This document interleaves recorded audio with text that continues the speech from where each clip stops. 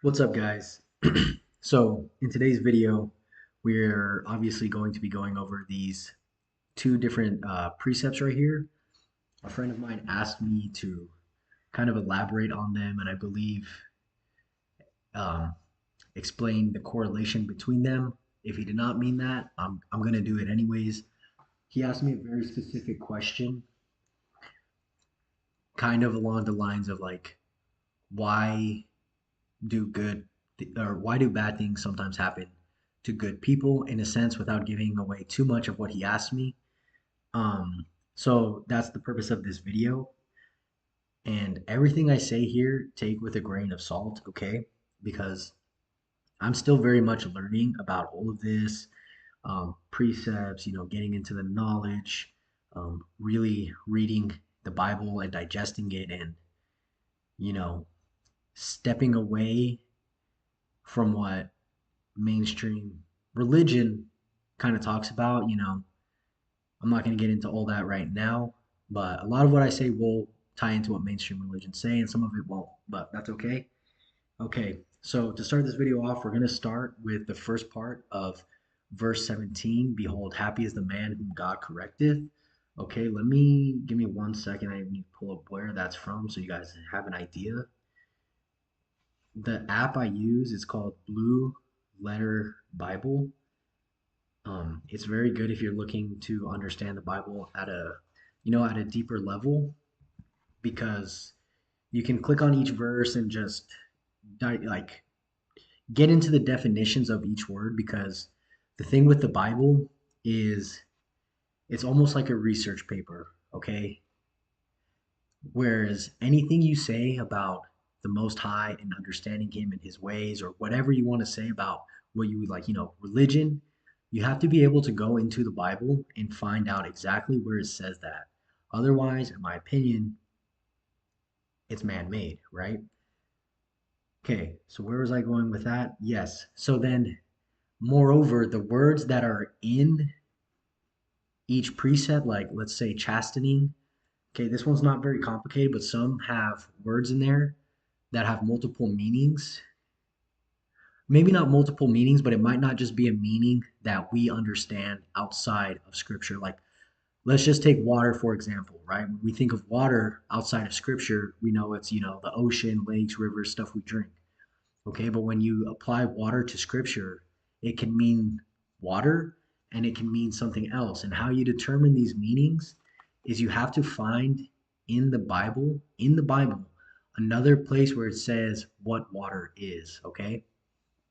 I might do a video on that, but like I said, I'm still very much learning that, so that's a little above me. So I don't want to, lead anyone astray, because like we read in scripture, it says, "Woe to those who lead people astray," something like that. Okay, so this is like what is it? A terms of agreement, right? So if you watch these videos, take everything I say with a grain of salt, because I don't want to lead anyone astray and have that on me come judgment day. Okay, so the first part, behold, happy is the man whom God correcteth. So that's pretty much just saying, um,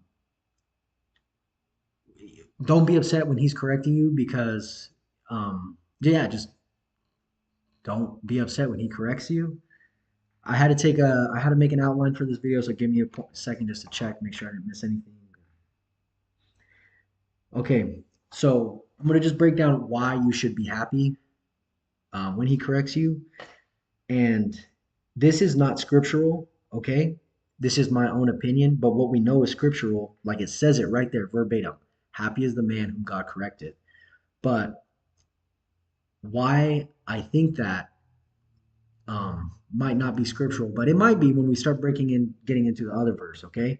So why should you not be upset? Because, the Most High is turning you into who He intended you to be and what role He wanted you to be when, He created you or sent you here, or when you came into existence, right? Your role here on earth. Okay, so you shouldn't be upset, because that's who He's turning you into. Okay, second part of verse 17. And by the way, that top verse 17, is Job. I looked it up, I forgot. 1 second. It's Job. It's the book of Job, chapter 5, verse 17. Okay, now the second part, is now, so therefore despise not thou the chastening of the Almighty. Okay? So it's pretty much saying, do not be upset when he corrects you, right? It's telling you the first part, be happy, and the second part is telling you, um, don't despise it, accept it, right? Okay, now we're going to the precept underneath it, and that's from Ecclesiasticus. It's the book of Ecclesiasticus in the Apocrypha. Look into it. I don't want to talk too much about it in this video or possibly in other videos because I don't know too much about it. However, I will say this: people who I trust in it, so I trust in it. Now that's my own choice. You do you, as in all things. Okay, so it's in the book of Ecclesiasticus slash the book of Sirach in the Apocrypha. Look into it. So it's pretty. Let's read it. Whatsoever is brought upon thee, take cheerfully. So what's that saying? That's saying, um, whatever the Most High sends you, whether it's quote unquote good or quote unquote bad, we determine that in our own minds, but it's not good or bad according to the Most High. It just is. Okay. Anyways, my opinion. Um, be grateful, and this ties into the first one because He is turning you into who He wants you to be. Right now, that's, like I said, not exactly scriptural, but what is scriptural is that you should take what He sends you with happiness, right? Because it's saying take what He sends you cheerfully, right? That's scriptural. That's not me saying that. That's the Bible saying that. Okay? And like I said, the why is my own opinion based on my own understanding and my own learning. But we know that you should be happy. Okay? Next, it says, and be patient when thou art changed to a low estate, right? So when the Most High changes you to a low estate, possibly through the chastening, right, His correcting you, be patient. Now, this why is my opinion, because if you are not patient, you might possibly miss out on the lesson that He wants you to grasp, right? If you try to change everything, do a whole bunch of things, just either continue to sin more, which Scripture talks about that too. I might add it, maybe not, who knows? Um, you won't get what He's trying to teach you, right? What He's trying to teach you or let you understand or whatever the case may be. Okay. Now let's read verse 5. For gold is tried in the fire, right? What does that mean? Okay, I had to Google this. I had a basic understanding of like what it meant, but not like a deep. This isn't very deep either. It's very simple. So when gold is refined in heat or fire, it's heated up until all its impurities rise to the surface of the melted gold, right? And then they are able to be removed by the smith or the gold guy, whatever you want to call it. They get removed, right? Now, that's science saying that. That's not me saying it, and it's scripture saying it. Gold is tried in fire, right? For gold is tried in fire. Now it's making a comparison, okay? With the second after the comma, the first comma, it's making a comparison. It's saying, and acceptable men in the furnace of adversity. So acceptable men, what happens to gold in fire happens to acceptable men in adversity, right? So the same way the impurities are removed from gold and heat, our impurities are removed when the Most High puts us through adversity. And now this adversity, like I said, it could be the chastening or His correction, right? So He's doing it to remove our impurities. Okay. So I kind of went over how they relate and how they correlate and why I haven't really gone over why I chose these, but okay. So the first part, I'm just going to break them down on how they correlate. So the first part of Job chapter 5, verse 17 says the same thing essentially as the first part of that verse in the book of Sirach, right? Verse 4, first part of verse 4. They both say, be happy, right? Happy is the man whom God correcteth, and whatsoever is brought upon thee, take cheerfully. Cheerfully happy, they're pretty much the same thing. Okay, second part of 17, Job, the top one, right? 17, top one. Let's say that. The second part of 17 says pretty much to accept what He sends us. Okay, and the second and verse 4, the second part tells us what we must tells us that we must accept his chastening with patience, right? It's telling us, okay, so just don't despise it.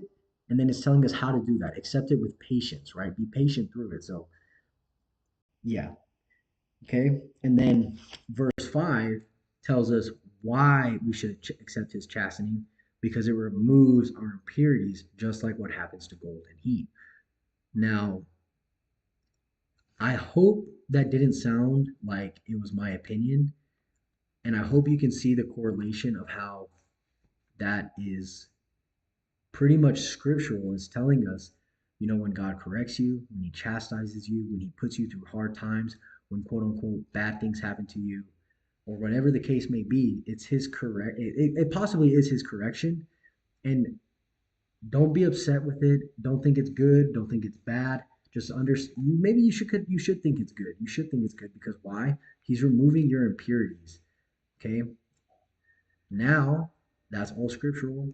What might not be scriptural is me saying that, these impurities are creating you into the person he wants you to be in this realm, this plane of existence, whatever you want to call it, on earth, and his role for you. Um, so I hope that makes sense. And I think I'm going to end it here before I start rambling on too much. I hope you like the video. And Oh, look at that. I totally forgot. Look, it's screen recording, so you can see exactly where I got it from. Okay, so hey, like I said, take that with a grain of salt. But if you guys have any questions on anything that I post about, I will do my best to explain it. Okay, because yeah, all right, take it sleazy. I'm out.